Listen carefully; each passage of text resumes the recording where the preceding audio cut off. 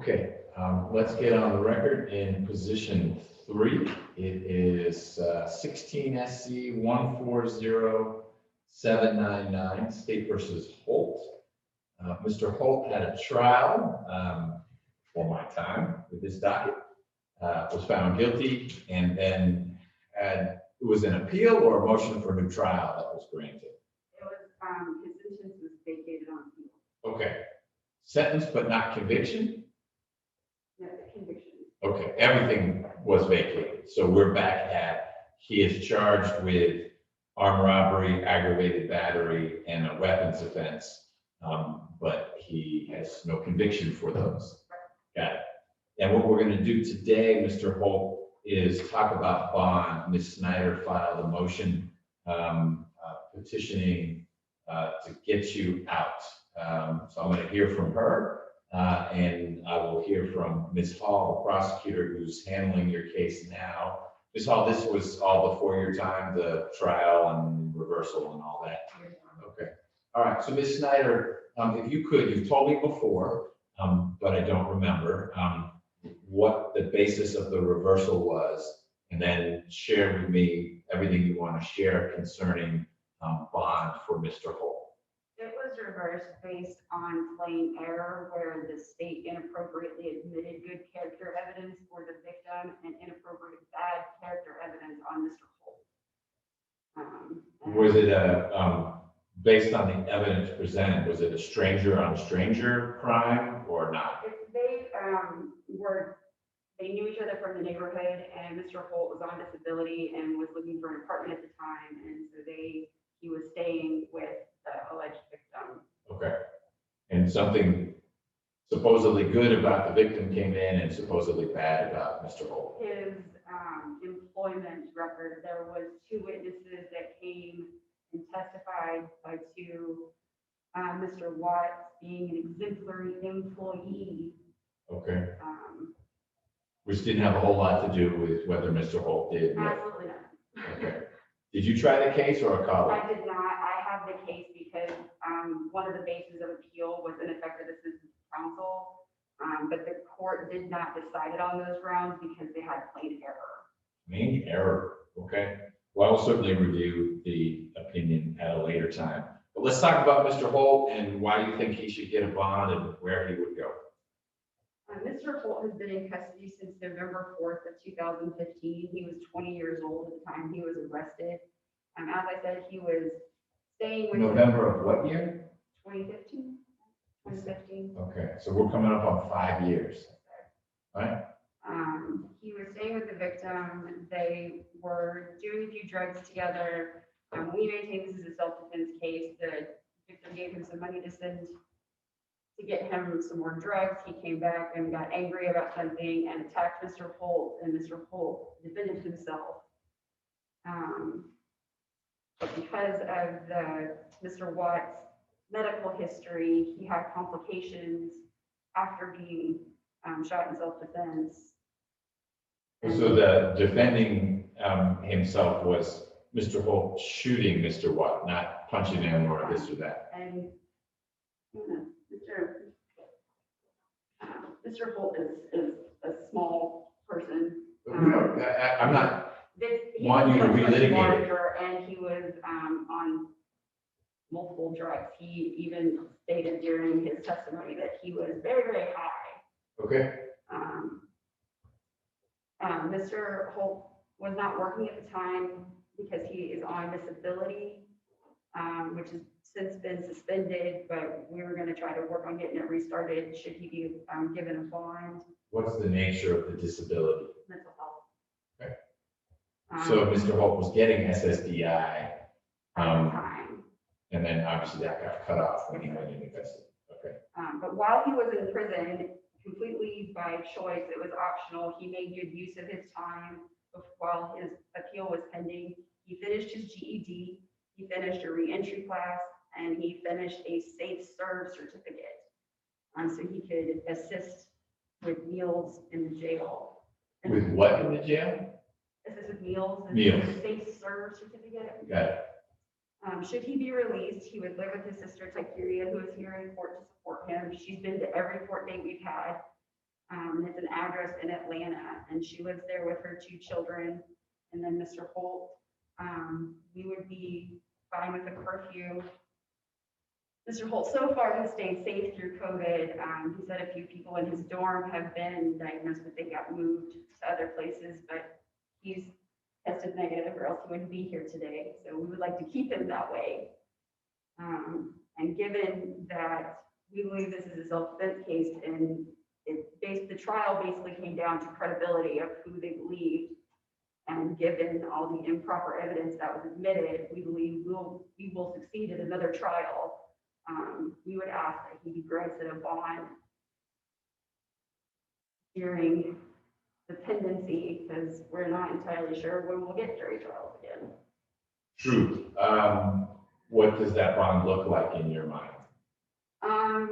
Something low, given that he's been incarcerated since 2015, and the sole place money would come from is from his sister, and she is also supporting her, her family.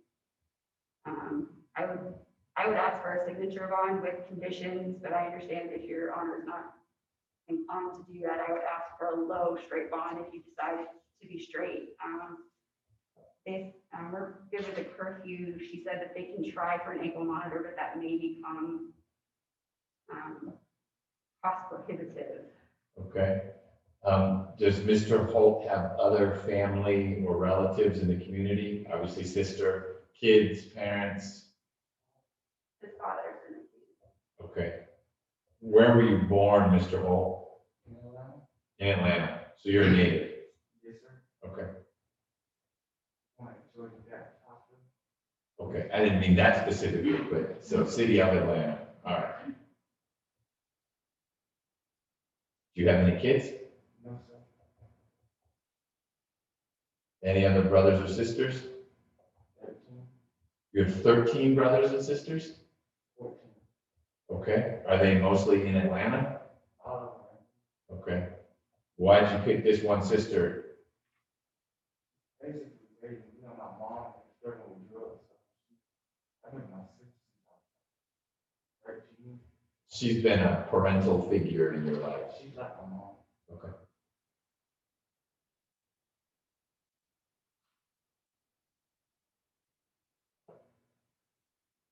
All right. Anything else, Ms. Snyder? Yes, sir. Okay. So, Mr. Holt, some amount of the we're going to call it 5 years that you've been in custody. Some amount of that was in the state system, I guess. After you were convicted, you went to DOC. 4 years there, 9 months. Fulton County. Okay. How long ago, ballpark, did you get back here to Rice Street? I came to Rice Street December 10th. Of last year? Okay. All right. Ms. Hall? Your Honor, the state will ask that you, not your bond to the statement, as you already heard from counsel, this was a trial. The allegations were that the defendant, not in self-defense, shot the victim, shot him twice. One was actually struck from the victim. He ran out of the apartment after stealing $561 from the victim. When police arrived, the victim was laying there in a pool of his own blood. They did retrieve 2 shell casings. The victim, Mr. Watts, did tell police that after he refused to give money to the defendant when he knocked on his door, he shot him and then proceeded to come into the apartment and strangle him and drag him around the apartment. Were they not roommates at the time? Mr. Watts, the victim stated that he did allow the defendant to stay with him at times, but he didn't mention if this was a particular time that he was actually staying there. Okay. He said that the defendant and another friend was coming in and out of the apartment several hours throughout that particular night. And then one particular time, he left with a friend and came back alone. When he knocked on the door, there was no coming into the victim's face. Mr. Watts, if you know, would be much older than Mr. Holt, or are they more contemporaries? I'm sorry, I didn't. Mr. Watson is 50. Okay. All right. So they aren't folks who would have gone to school together or been friends in the neighborhood. Mr. Watts is parental age or older for Mr. Holt. Okay. So Mr. White has since moved, relocated to New York. I did not reach out to him for this particular bond hearing. The state intention, as we've known since this case has come back around, is that we're gonna offer the same thing as the judge sentenced him to, Which was? the 15 or 10 Okay. on the armed robbery. We did get 5 suspended for the possession during commission. So, and we asked that he, we said that he let out a line that he will, he could possibly have me to reach out to his old buddy that he used to live with and intimidate him from this upcoming trial that we'll have to, deal with in the future. And also, he could not show up for court because he does have a remaining sentence that he hasn't completed with the DOC. So our, When you say a remaining sentence, his conviction was, I didn't miss that. okay, there's not another case out there. No, it isn't. I mean, Okay. I'm sorry. Snyder was gonna explode. But Your Honor, we do expect if this is a trial, that he will be found guilty and that he possibly will be resentenced, for the same thing. Okay, well, certainly if Mr.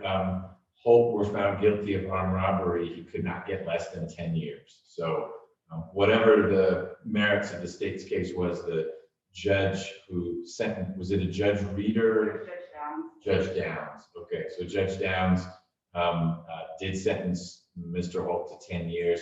She could not legally have sentenced him to less.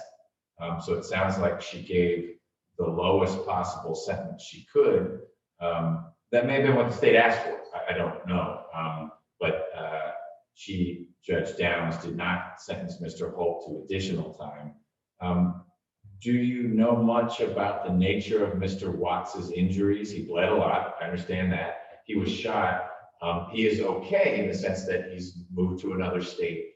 But did he lose an organ? Is he now wheelchair bound? Any sense of that? I do not know the details of, I do know the shot in the leg, but I don't know the details of his recovery or any additional complications that he may have had. Okay. And does Ms. Rolak have anything from Mr. Watts to relay? Or I know you said you did not expect Mr. Watts to be plugging in to today's hearing. She could have from our past hearings. She actually was present for the trial. I don't think she had anything firm per se, but. Okay. Ms. Rolak, do you have any updates from Mr. Watts? Good morning, Judge. Not at this time. I was not able to reach him by phone. Okay, thank you. Yeah, I'm fine. You may. I just want to make sure there wasn't anything else from Ms. Hall. Anything else, Ms. Hall? No, Your Honor. Okay. And then Mr. Watts actually gave multiple versions of what happened. The story that Ms. Hall related is from the police report and not actually what he testified to at trial. He said that he gave Mr. Holt $100 to go buy more drugs, and when he returned empty-handed or with an inadequate amount of drugs, he became angry. This is what the Court of Appeals said happened in the case? Okay. Well, you have to trust their record. Which came from the transcript. And then as for Mr. Holt having any possibility of intimidating Mr. Watts, Mr. Watts is in New York. We have no contact information. I'm certainly not going to give him his phone number. That's a good choice on your I part. don't think that that's a reasonable possibility. Ma'am, can you tell me your last name? Smith? Ms. Smith, you would allow your brother, Mr. Holt, to stay with you if he were released? How many other folks live in your household? Okay, how old are your kids? 11 and 3? Okay, are you working? What do you do? You said nail technician? Okay, and you're able to do that in these times? Yes. Great. So Mr. Holt would be welcome, and is there space in your place for him? What town do you live in? Okay, but it's Fulton County.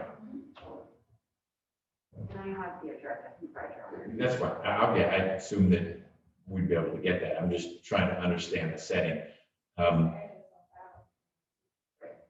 But But that's not where Mr. Holt was living. I understand he was in and out of Mr. Watts's apartment. Was he also staying with you, Ms. Smith, back in 2015 or 14 when this happened? Yes. Okay.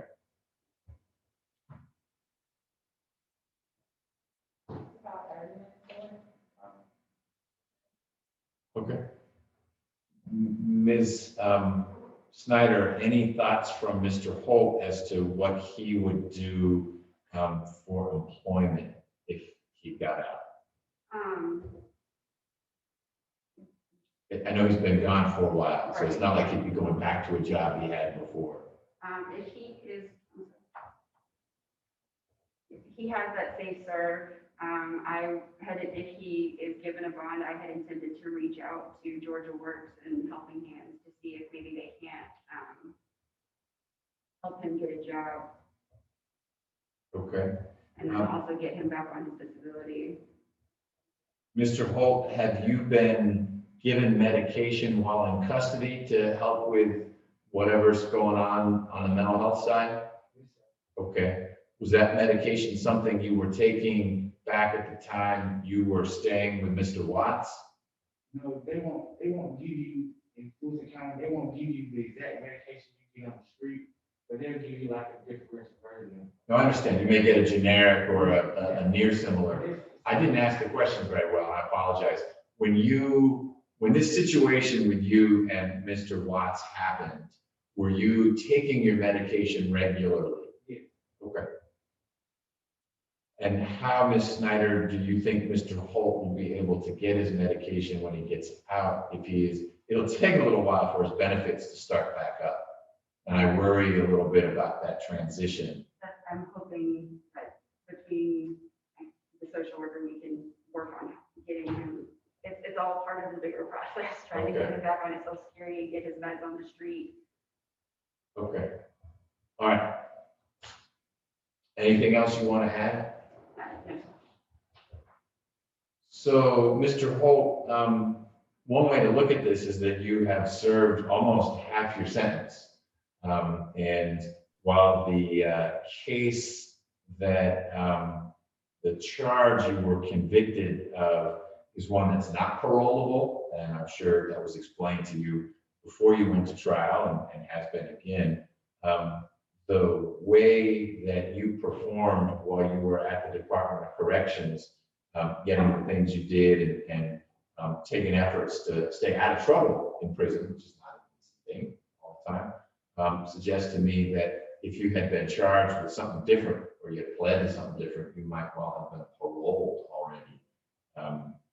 So I am going to set a bond. It may not be a bond that you can make immediately, but don't give up. Ms. Snyder can always come back to say, Judge, now it's been another 3 months. There's no indication that we're going to get to try this case. As one of our older cases, we would try it sooner, but we're not trying anything right now. So if enough time passes and you've been unable to make the bond that I set, and there haven't been bad developments at the jail, then we can have a conversation about lowering the bond. I'm not going to give you a signature bond. The charges are serious, and 12 people found you guilty of doing what happened. I appreciate that the conviction was reversed. That's not lost on me, but there's more than nothing there, and it sounds like you admit you shot this guy, but it was in self-defense. That's a serious situation, no matter how you slice it. I don't know what you were doing with a gun, all that kind of stuff. And today isn't the day we work through that, but it's a reason for me to be a little worried that we need to make sure that you're not at risk of hurting someone else if a similar situation arises. So let me make sure I have all the charges in front of me when I talk about the bond.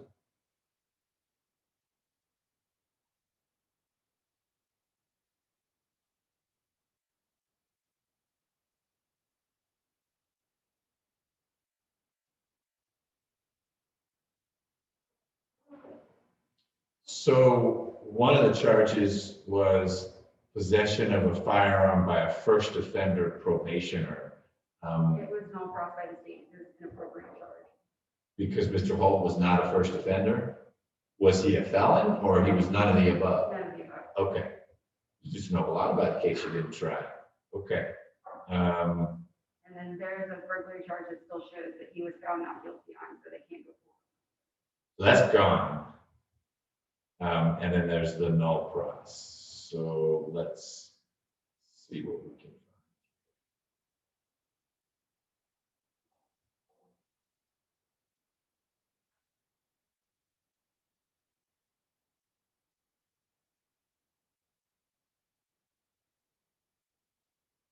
Okay, so Mr. Holt was found not guilty of count 4, the burglary. Count 5 is crossed out on the indictment he signed just before trial, and that would be the possession of a firearm by first offender, so that was null cross. So there's armed robbery as count 1, aggravated assault as count 2, aggravated battery as count 3, and firearm offense as count 6. What I'm going to do is set a $25,000 bond through the sheriff's 10% program, not a straight bond, because I want pretrial supervision that would start out at whatever the highest level of supervision is, which I can't remember if it's 1 or 3. It's 3. So we'd start out at level 3 supervision, which means you would meet pretty regularly, usually once a week. It may be virtual these days, but you'd be checking in very regularly with pretrial supervision. I will set the bond as $10,000 on count 1 and $5,000 on counts 2, 3, and 6. That should add to $25,000. Again, it's through the sheriff's 10% program. What that means, Mr. Holt, is that whoever, if someone is able to put up 10% of that amount, it goes into an account and it gets returned to whoever put it up, minus a little bit of a service fee. So it's money that actually someone can get back, as opposed to a bonding company. If you give them money, they keep it for the service that they provide. You will be subject to curfew unless and until you have a job that would require you to be outside of the house after 7 p.m. Your curfew would be from 7 p.m. to 7 a.m. You'd be required to live with your sister, Ms. Smith, at the address that Ms. Snyder is going to get to us. We don't need to say it on the record because it's secret, but it'll be in the bond. So Ms. Snyder can get it to Ms. Nelson, who works with me, and that'll be on the bond.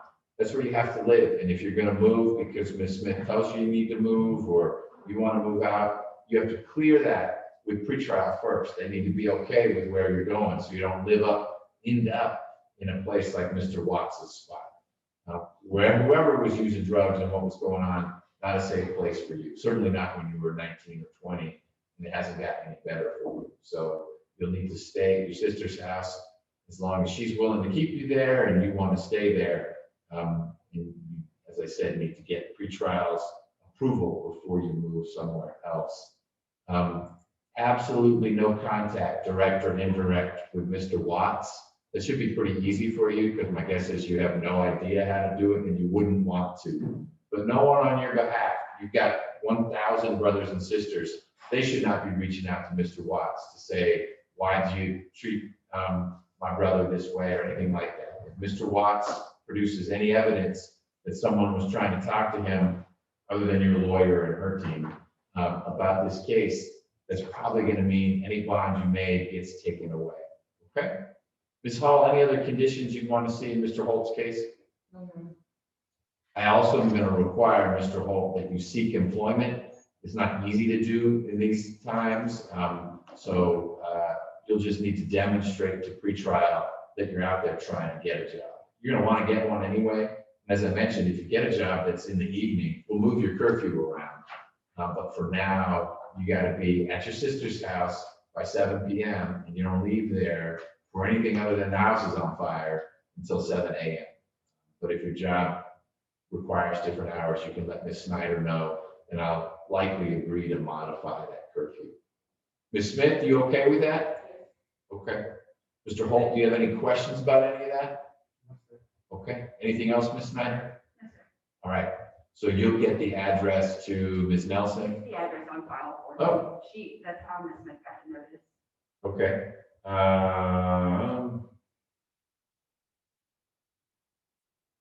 On Rockaway Road? Okay. Well, great. We've got the address. You've had a lot of attorneys. You had Miss Korean as your attorney for a little while. She was the trial attorney. Oh, really? She was, when I first started, she was in my courtroom. She was great.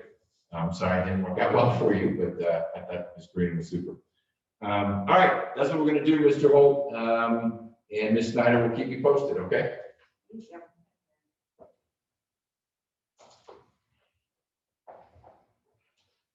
So I think Ms. Hughes is next. Mr. Franklin, good morning. We need to arraign Ms. Hughes or have you fill out the waiver in addition to that. I'll take care of it. And then we can talk about bond. Are you in a position to talk about bond, Ms. Hall, with Ms. Hughes? I don't know if you knew that was going to happen. Pardon me? Okay. Yeah, Hughes, and then, Farouk was on bond, so Hughes should be the last one. Are you Mr. Farouk? Hey, Mr. Farouk, Ms. Patel tried reaching out to you. She can't be here today. And so we are gonna have, she's on screen right now. You can come on up if you wanna see her. Just come on up to the podium.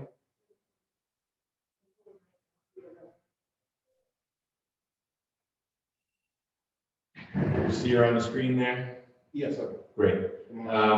Something came up that made it not possible for Ms. Patel to be in court, but she didn't know about it until about 10 o'clock last night. And so she started letting people know as soon as she could, that she couldn't do this hearing. She wants to be in court with the witness, as you may also. We're not going forward with the hearing today. We will as soon as it's appropriate for Ms. Patel to be back here and we can line it all up. Has she been able to reach you generally? Does she have a good phone number for you or a good email? Yes. Okay. Ms. Patel, anything you want to relay to Mr. Farouk? No, Your Honor, just that I'm sorry, Mr. Farouk, I emailed you this morning, but I did not have your phone number at home with me. She wasn't able to get to her file. So your file has all the info you need to connect with Mr. Farouk, but that was at the office. Correct. Okay. So she'll be in touch with you to talk about a new date for this hearing about her motion, your motion to suppress the identification that Ms. Middleton made in this case. Any questions about any of that? Okay. All right. So we'll get you back here sometime soon. If you want to know more about it, just reach out to Ms. Patel. All right. You're free to go. So Ms. Hall, are you comfortable talking about bond in Ms. Hughes's case? Great. And you're Ms. Hughes? Yes, sir. Okay, we'll get started in just a minute.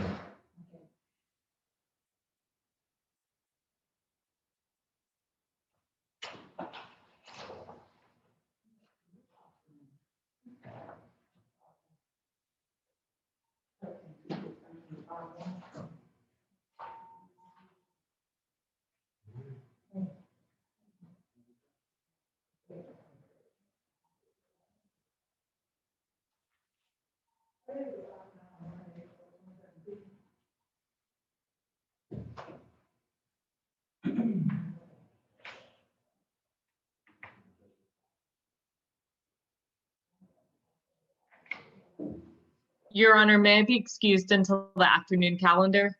Yes, ma'am. We'll see you then.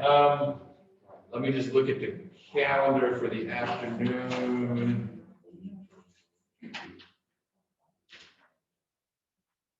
Guess we have maybe a plea at 1:30, but that's Mr. Franklin. And then we'll get rolling at 2. If you want to plug in a little early, we'll just transition straight from whatever's happening with Ms. Howard's case to the inquiry calendar. Okay, sounds good. All right, see you then. Thank you. Mhm.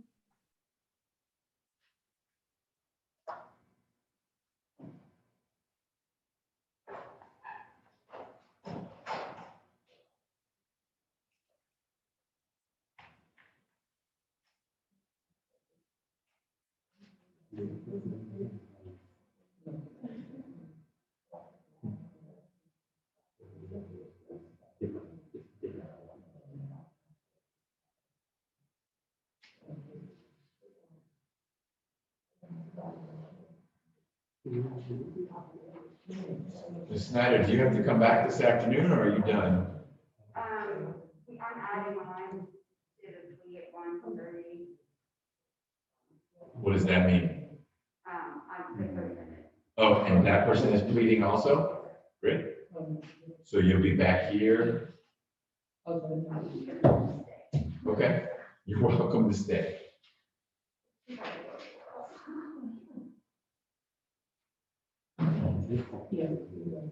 Is there a diagnosis or a, It's just a bad sprain. I'm supposed to be not hearing until tomorrow, and then I'm allowed to try to go. okay, but nothing broken or torn? Good.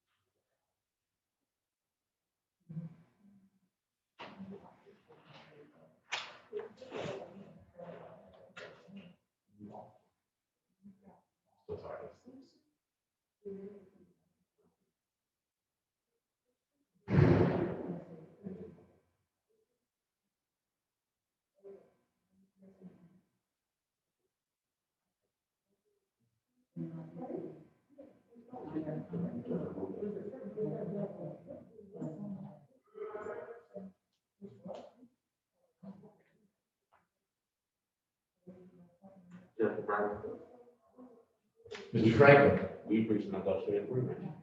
All right, I appreciate the continued negotiations. 1 second. Don't count your chickens.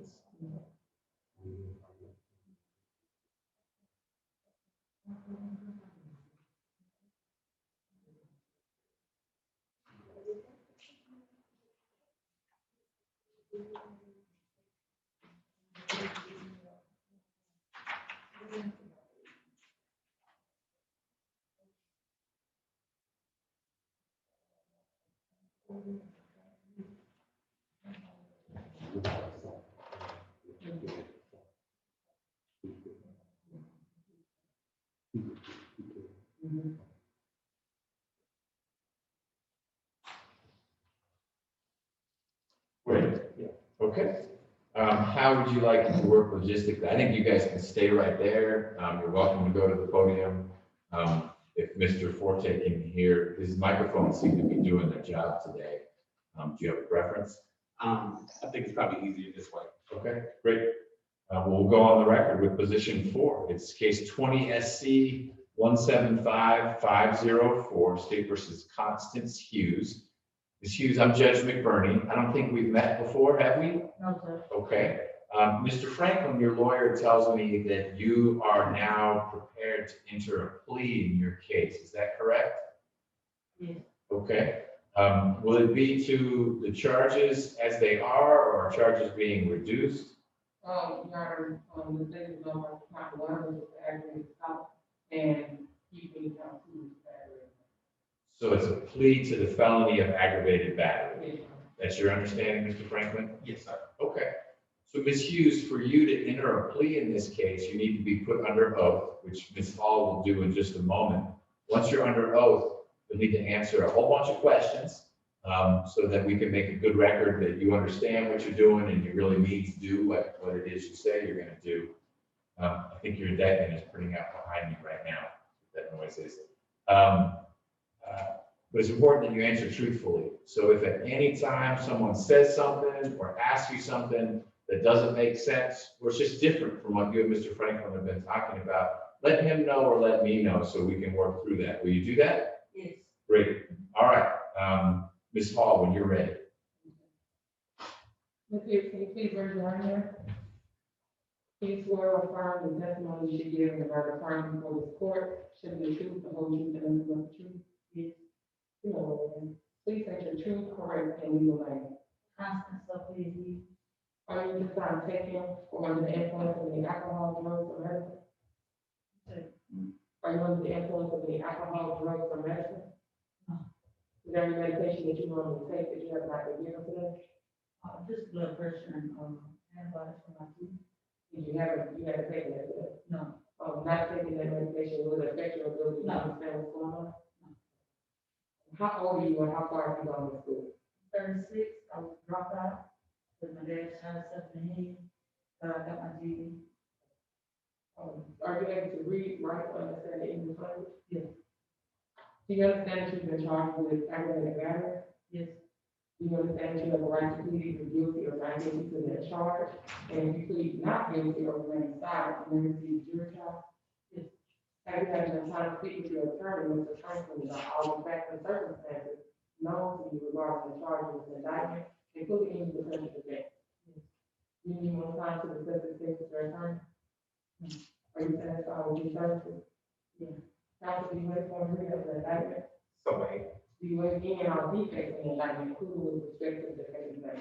Yes, maybe for purposes of this plea only. Do you wait moving forward on a copy of the indictment? So wait. Ms. Hughes, have you been arrested on these charges? Oh, yeah. I ask because the state is unaware of any outstanding warrants that are related to this charge. Do you or your attorney know of any outstanding warrants related to these charges? Not. Has your attorney advised you of the minimum and maximum sentence for the charge that you're pleading to?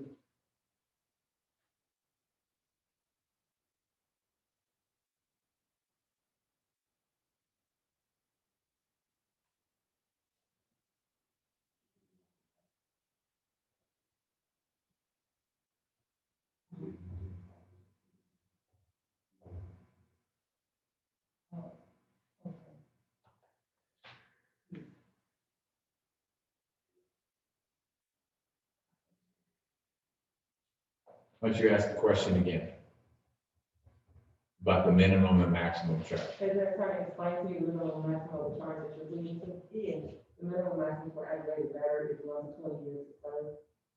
Do you understand this is a negotiated plea of guilty, which means the state will recommend to the court a sentence of 5 years to serve 60 days, found on probation. If the court desires to accept that recommendation, the court can sentence you to the maximum of this charge, income, which is 20 years to serve. Yeah. Do you understand this is a guilty plea, which is permanently reported on the criminal history? Do you understand the plea may be used to enhance sentencing or other convictions in this jurisdiction as well as other jurisdictions, including the federal court? Do you understand if you're currently on probation or parole, your probation or parole may be revoked based on the entering of this plea? Do you understand if you're placed on probation at any time, you cannot violate any criminal laws of any governmental unit or any special conditions of probation without being subject to revocation for the non. Do you understand that you're not allowed to possess or use a firearm while on probation? Do you understand that you're not a United States citizen, a guilty plea conviction will affect your immigration status and will result in deportation, just as a conviction at trial would, and this is true regardless of any advice by your attorney or anyone else. Do you understand there may be other adverse or unfavorable consequences as a result of this guilty plea conviction, just as there would be following a conviction from trial? For example, your guilty plea may affect your right to vote, the right to hold public office, the right to serve on a jury, the right to obtain a passport, the right to receive, possess, or transport a firearm, or the ability to obtain employment. Do you understand that by pleading guilty to a felony, if you use, receive, possess, or transport a firearm, or use a firearm in a crime, you will be guilty of a felony which may carry a sentence of 1 to 15 years in prison? Do you understand that you waive any and all offenses including any mental health offenses, are internal plea guilty. Do you understand?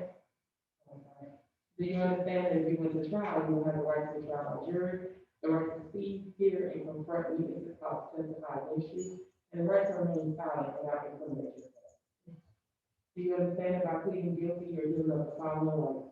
The right to trial by jury, the right to remain silent and not incriminate yourself, the right to confront witnesses against you, the right to assist of counsel hired by you or supported by the counsel, the right to the presumption of innocence, the right to testify on your own behalf and to present as evidence, the right to subpoena witnesses and compel the production of evidence, the right to have the charges against you proved beyond a reasonable doubt, and the right to appeal the conviction of these charges after the trial. Has anyone forced, threatened, and promised you anything that you can't subject to? Is it your decision to waive these rights and enter a guilty plea because you're in fact guilty? I'm sorry. Yes. I probably say question. Is it your decision to waive these rights and enter a guilty plea because you're in fact guilty? Yes. How do you plead to single charge and aggravated battery in matter number 20-SC-175504? Is this guilty plea free and voluntarily given before all of the charges against you? Do you understand that you only have a limited right to appeal this guilty plea conviction? Do you understand that you only have 4 years from today for a felony charge to file a habeas corpus petition challenging voluntariness of this guilty plea? Thank you. Your Honor, the statement will hear from you.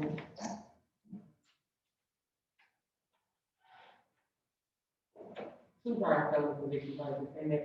I'm sorry, Your Honor, the latest was 2010. It was a forgery charge. I'm sorry. And had this case proceeded to trial, the state would approve it on January 17th, 2020, at 54 Waverly, WAVERLY, Way, Atlanta, Georgia, in Fulton County. Officers were called out to the location, and they spoke with the victim, Mr. Gray, who told officers that he and his living girlfriend had a disagreement about her paying bills. He asked her to leave, at which point she got upset. She punched the TV that was in the living room and took a box cutter and cut him on the chin of his face. He did these stitches, 14 stitches to be exact. The defendant was causally identified by the victim, and she was arrested and charged according to that state. He had 14 stitches on his chin, but it was chin and not throat. It was chin and not throat. Okay, so that still must have hurt. Okay. Ms. Rolak, do you have any information from Mr. Gray to share? Good morning again, Judge. No, not at this time, Judge. We have put in a request for a locate to the investigator. Okay, And Your Honor, I spoke with my investigator since that update, or since that request was put in. We believe that the victim is homeless. Actively right now, the investigator is contacting the shelters. We had contact with him previously, but now we've lost it through pandemic. But we believe that he is homeless, so she is confirming that. And that's all I just want to keep it. okay, thank you. Ms. Crawford, do you have anything additional? Ms. Hall indicated that Ms. Hughes has 2 Georgia felonies. Is that what your records show? I showed the judge, nothing active. She has 2 out of Muskogee County.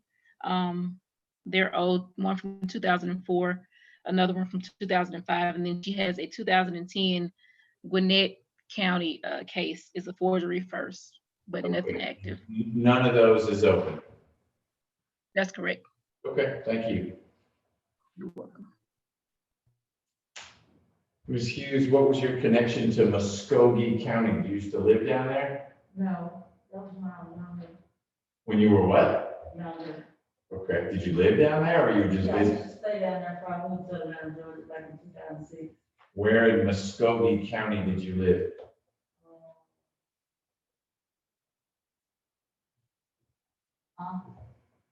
What city? Okay. Was your family down there or you were on your own? I stay with girls now. Okay, all right. Mr. Franklin, what do you want to tell me about Ms. Hughes and Mr. Gray? Come again, Judge, I know it's kind of unusual for us to resolve this type of case this early in the process. One of the things that, in my communication with Ms. Hughes, as well as a friend of hers, Stephen Williams, we believe, just like the state, that Mr. Gayroy is homeless. We believe he left and went somewhere in South Carolina. I conveyed that information to the state. And we were hoping to find him because we thought this might have been one of the cases where he would come and let the court know that he would have been on board with not pursuing the case or even a probated sentence. But given, the fact that there is a pandemic going on, the uncertainty of whether we'll be able to lay hands or eyes on Mr. Gayroy, and Ms. Hughes' desire to reach a complete resolution, especially one where once the service portion of time is complete, there's not a requirement to finish coming back to court. We believe this is a fair and appropriate offer. The one mitigating factor I would like to put before the court is to understand how we got to this number. We believe that Ms. Hughes was not the initiator of physical violence. We believe everything began because Mr. Gayroy and Ms. Hughes had been drinking. A small argument turned into a bigger argument, and he hit her in the face, punched her in the face. We believe we would have been able to track down a witness who would have confirmed that she had a black eye for a week immediately after all of this. It was a response to getting hit and obtaining this black eye that she got the box cutter and cut Mr. Gayroy. So it was essentially a self-defense argument, but under the circumstances and consideration of Mrs. Hughes' desires, or we asked you to accept the plea as negotiated. Okay. Ms. Hughes, what's wrong with your tooth? I need to get it full. Okay. They're giving you painkillers for now? No, it won't be no pain. Oh, I thought you said you were getting some medicine. Antibiotics. Oh, antibiotics, so Yes, you sir. deal with the infection. Yes, sir. Okay. How long has it been bothering you? It's all at home. So before you got locked up? Yeah. Okay. How did you know Mr. Gray? Long-term friend. I used Okay. to play with him. And were you two living together when this happened? Yeah. Waverly Way, is that an apartment or a house? It's like an apartment. That's where you two were staying? Yes, sir. What did you end up doing to the television? I didn't do nothing to the television. Okay, you did something to his chin Yes, sir. after he hit you in the face. Yes, sir. What were you guys arguing about? He likes to get high and he wants my money every time I get my check. What do you get a check for? I work What do you do? construction on the side and then sometimes I go to the temp service. Okay, so you think you'll be able to get back into that work when you get out? Yeah, I have a job waiting on me when I get out at Masters Inn Hotel on Shannon Tucker Road. Doing what? Housekeeping. That's not construction. No, it's not, but, the person that got me on that job still has work for me too as well. Okay. That's the gentleman who I've been in contact with. Yes. Mr. Williams, He said he faxed something, I don't know. okay. Where will you stay when you get out? That's where I'll stay, at the hotel. So you'll stay and work there. Yes, sir. Okay. Until we move into the house. Who moves into a house? We're gonna get a house together. You and Mr. Williams? Yes, sir. How are you gonna get a house? Well, he's got the money, but I'm working and I'll get a room from him. Okay. Is part of the pay that you'll get at the Masters Inn, being able to stay there? In other words, they'll let you stay there rent free because you're working there? They'll give me some money, but they'll take some. Okay. Yes, sir. Have you worked there before? No, sir. What county is that in? Uh, Or what city is it in? that's Atlanta. Did you say Tucker? Shannon Tucker Road, it's still Atlanta, Georgia. Okay. The We'll figure it address, the address is 3092 Presidential Parkway, Atlanta, 30340. And I believe it'll be room 18. Wow. 30340. Yes. Yes. You already know your room number. Mr. Williams. Said that, and I told him I would. Okay. How long have you known Mr. Williams? A little bit, Okay. okay, now, But you knew him when you knew Mr. Gray. yes, sir. Were Mr. Gray and Mr. Williams friends? No, I'm private, I really don't like. I don't like this. All right. Well, Ms. Hughes, I'm sorry what happened with your father. I'm sorry what's happening with you too. I hope you get that. It was not okay. It sounds like it hurts. I do find there's a factual basis to your case, meaning if a jury heard everything, they could decide that Mr. Gray's version of events was more accurate than yours. It sounds like it's mostly a he said, she said, although somehow, I guess Mr. Williams didn't see what happened. He saw that afterwards you had a black eye. Yes, sir. So I'll accept your plea. I also find your plea is knowing and voluntary. Knowing means you've understood the things we were talking about. And if you didn't, you asked Mr. Franklin to explain it, and he did explain it so that you understood it. Is that fair? Yes. And voluntary, you know what that means. It means that you're entering this plea because you've decided that the right way to move forward is by pleading guilty. Is that correct? I'll accept your plea. I'm sentencing you pursuant to the Probation Options Management Act, which is a big name for a simple idea. If while you're on probation, you have what we call a technical violation, maybe you move and you forget to tell probation, so they have trouble finding. Let's pretend that's what happens. And they can't find you. They'll take out a warrant and say, wait a minute, where is Ms. Hughes? But when they catch up with you, you and probation will work that out. You don't have to come see me because of a technical violation. I would be good. Good. If there is a more substantive violation, you catch new charges, you get arrested because you get in a fight with Mr. Williams and you cut him, that comes back to me. The new charges may not, but the revocation would come back to me. I will sentence you in this case to a term of 4 years to serve 2 months with the balance on probation. You will get credit from the time you went into custody, and Ms. Nelson, who is listening in, will figure out when it was you got booked in. I think there was a grand jury warrant for you because this is what's called a direct indictment. You may not even have known you were indicted, but there was a warrant out there, and somehow you and the police bumped into each other and you got locked up on these charges. There you go. That's how it happens. You'll get credit from the day you turned yourself in. And then you'll be on probation for 3 years and 10 months. A special condition of your probation is that you submit to a drug and alcohol abuse evaluation. So someone who knows a whole lot more about addictive behavior will meet with you. And if that person says you need some treatment, that could mean AA classes or who knows what. That treatment will be part of your probation. You'll also need to take an anger management course. And you and probation will figure out when that is and where that is. It might be a series of classes. It could be on a computer, it could be in person. You don't need to worry about that right away. I'm going to waive your probation supervision fee for 1 month. Sounds like you're going to start working right away, but just in case it takes a few weeks, you don't need to worry about spending a little bit of money paying probation. But after that first month, you will need to be paying probation that supervision fee. And then this one should be pretty obvious to you. No contact with Mr. Gray. So if he reappears in your life because you're at an old hangout and he shows up, you need to walk away. Even though you may have felt something for him in the past, while you're on probation in this case, you cannot be around Mr. Gray. Okay, just a friend. You guys were living together a Waverly Way. You're not living together anymore. And if you see him, don't hug him, don't cut him, just walk away. Okay? Any questions about any of that? Ms. Hall, anything else in Ms. Hughes's case? Nothing further than that.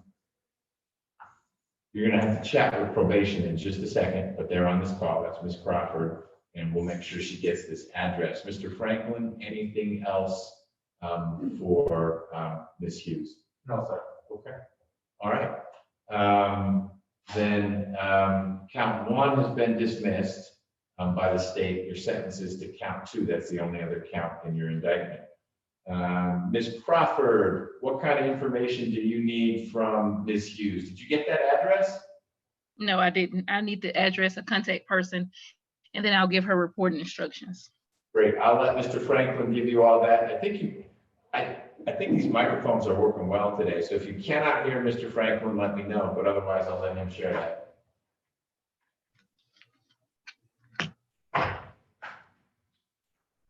Are you ready, Ms. Crawford?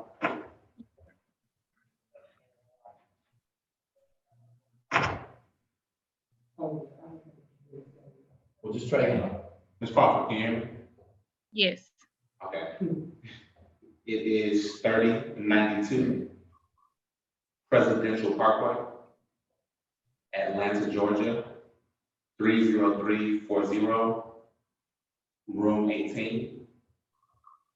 Our contact person will be Steve Williams. What's the person's name? Steven Williams. And the phone number is 470-594-9919. Will she be residing in Fulton County? I'll look that up while we're talking, just see what the postal It's service says. it's borderline Doraville. So Yeah, I don't think Presidential Parkway is Fulton, but I'll keep talking. I'll see what the postal service says. You guys Okay. Still talking. What we say, we get that address. All right, just give me 1 second.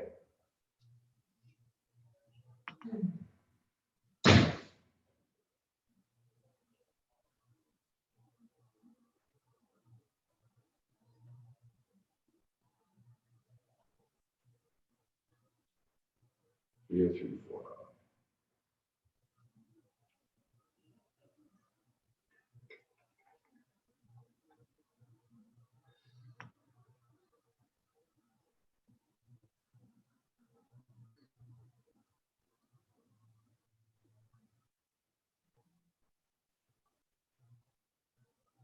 It's DeKalb, that's DeKalb County. It comes up under Atlanta, but it's DeKalb, so it could be Doraville, but either way, that'll be in DeKalb County, Ms. Crawford. Okay, so she's going to report October 6th at 8 a.m. to the DeKalb County Probation Office. That address is 2910 Miller Road, Suite 150. That's Decatur, Georgia. And I also have a telephone number if she needs to contact someone before reporting. Okay. That number is 678-856-6134. And could you give me the date and time one more time? October 6th, 10/6 at 8 a.m. You'll get to meet Mr. Dunn. Hopefully he'll be there at the same time. That's correct. That's correct, Judge. All right, Any Ms. Hall, anything else in Ms. Hughes' case? Do you have everything you need, Ms. Crawford? That's correct, Judge. I just wanted to know if she had any questions. Ms. Hughes, any questions about what you need to do? No. That date is real important. They will be expecting you. They're gonna have you on their roster. If you are not there on that day at that time, they will probably take out a warrant, and you don't want that, I know. So make sure you can make it. If you can't for some reason, let Mr. Franklin know would help, because he can start doing some outreach to say she's not running or anything like that, but she got sick or, okay. Sounds good. Thank you, everyone.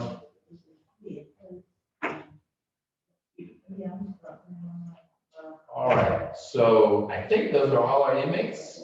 Thank you so much. That worked real smoothly. And we are down until 1:30 today, when we're gonna take some pleas and do some other things. There may be people walking in, and there'll be some folks on Zoom, obviously no one interested. We can start. I mean, I'm ready, I'll be ready to go by 1:30. And it sounds like it's gonna be 2 pleas, Ms. Howard and they're both Howards. Their mother and daughter. Okay. So I was actually gonna inquire about something with that for you. I brought to Ms. Hall's attention last night that I just learned. And I want to have a chance to work this